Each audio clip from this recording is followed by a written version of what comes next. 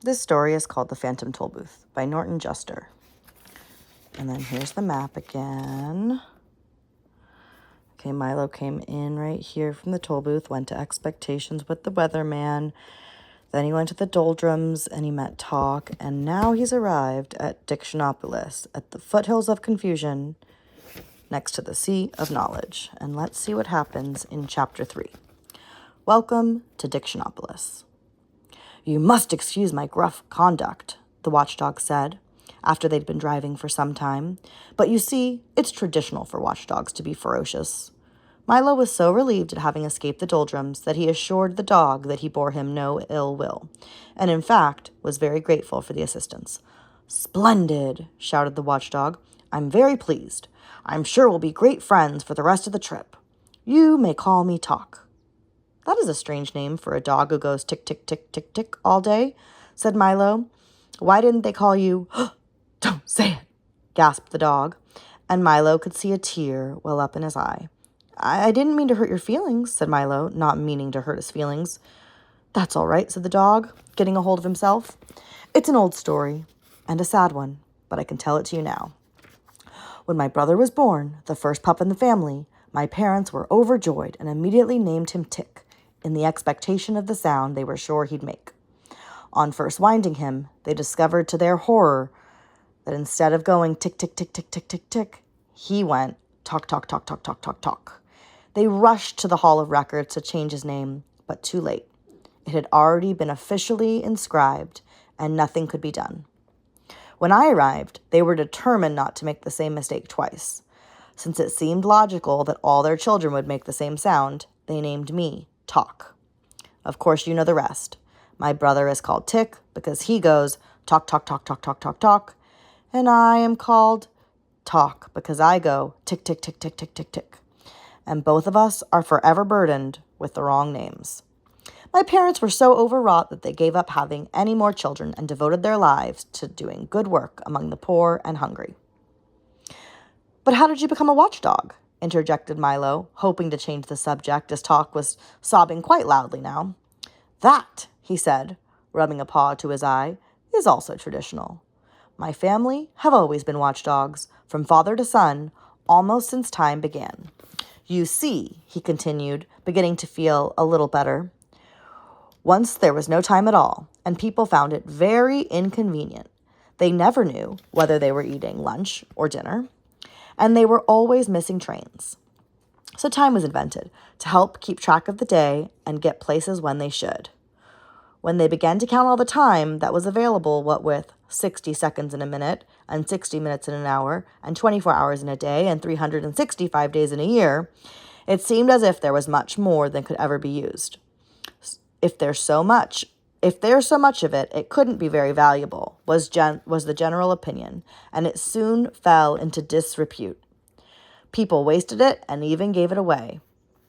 Then we were given the job of seeing that no one wasted time again," he said, sitting up proudly.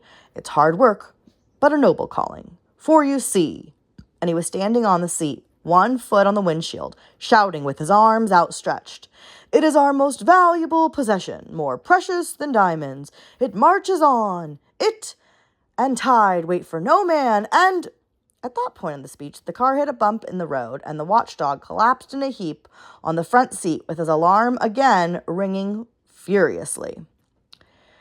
"Are you all right?" shouted Milo. "Humph," grunted Talk. "Sorry to get carried away, but I think you get the point." As they drove along, Talk continued to explain the importance of time, quoting the old philosophers and poets and illustrating each point with gestures that brought him perilously close to tumbling headlong from the speeding automobile. Before long, they saw in the distance the towers and flags of Dictionopolis, sparkling in the sunshine.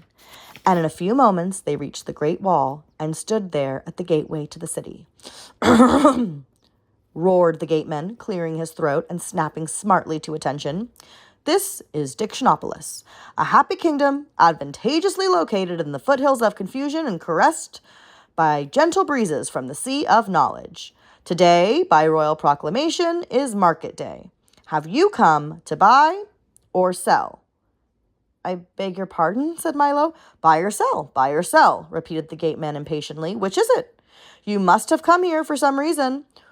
Well, come now, if you don't have a reason, you must at least have an explanation, or certainly an excuse, interrupted the gateman. Milo shook his head. Very serious, the gateman said, shaking his head also. You can't get in without a reason. He thought for a moment and then continued. Wait a minute. I have an old one you can use. He took out a battered suitcase from the gatehouse and began to rummage busily through it, mumbling to himself. No, this won't do. No, this is fine, he cried triumphantly, holding up a small medallion on a chain. He dusted it off and engraved on one side were the words, Why not? It's a good reason for almost everything. A bit used, perhaps, but still quite serviceable. And with that, he placed it around Milo's neck, pushed back the heavy iron gate, bowed low, and motioned them into the city. I wonder what the market will be like, thought Milo, as they drove through the gate.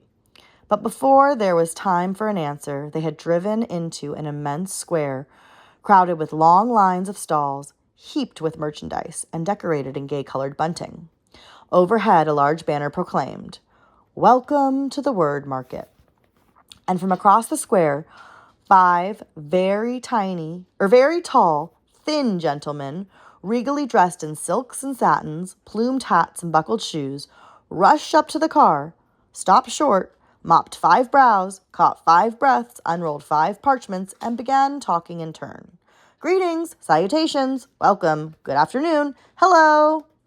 Milo nodded his head, and they went on reading from their scrolls. By order of Azaz, the unabridged, King of Dictionopolis, Monarch of the Letters, Emperor of Phrases, Sentences, and Miscellaneous Figures of Speech. We offer you the hospitality of our kingdom, country, nation, state, commonwealth, realm, empire, palatine, principality. Do all those words mean the same thing? Gasped Milo. Of course, certainly, precisely, exactly, yes, they replied in order. Well then, said Milo, not understanding why each one said the same thing in a slightly different way. Wouldn't it be simpler to just use one? It certainly would make more sense. Nonsense, ridiculous, fantastic, absurd, bosh, they chorused again and continued. We're not interested in making sense. It's not our job, scolded the first. Besides, explained the second, one word is as good as another, so why not use them all? Then you don't have to choose which one is right, advised the third. Besides, sighed the fourth, if one is right, then 10 are 10 times as right. Obviously, you don't know who we are, sneered the fifth, and they presented themselves, one by one, as the Duke of Definition, the Minister of Meaning, the Earl of Essence, the Count of Connotation, the Undersecretary of Understanding. Milo acknowledged the introduction, and, as talk growled softly, the minister explained, We are the king's advisors, or in more formal terms, his cabinet. Cabinet, recited the Duke. 1, a small private room or closet, case with drawers, etc., for keeping valuables or displaying curiosities. 2, council room for chief ministers of state. 3, a body of official advisors to the chief executive of a nation. You see, continued the minister, bowing thankfully to the Duke, Dictionopolis is the place where all the words in the world come from. They're grown right here in our orchards. I didn't know that words grew on trees, said Milo timidly. Where did you think they grew? Shouted the Earl irritably. A small crowd began to gather to see the little boy who didn't know that letters grew on trees. I didn't know they grew at all, admitted Milo, even more timidly. Several people shook their heads sadly. Well, money doesn't grow on trees, does it? Demanded the Count. I've heard not, said Milo. Then something must. Why not words? Exclaimed the undersecretary triumphantly. The crowd cheered his display of logic and continued about its business. To continue, continued the minister impatiently. Once a week, by royal proclamation, the word market is held here in the great square, and people come from everywhere to buy words they need or trade in words they haven't used. Our job, said the Count, is to see that all the words sold are proper ones. For it wouldn't do to sell someone a word that had no meaning or didn't exist at all. For instance, if you bought a word like where would you use it? It would be difficult, thought Milo. But there were so many words that were difficult, and he knew hardly any of them. But we never choose which ones to use, explained the Earl as they walked toward the market stalls. For as long as they mean what they mean to mean, we don't care if they make any sense or nonsense. Innocence or magnificence, added the Count. Reticence or common sense, said the Undersecretary. That seems simple enough, said Milo, trying to be polite. Easy as falling off a log, cried the Earl, falling off a log with a loud thump.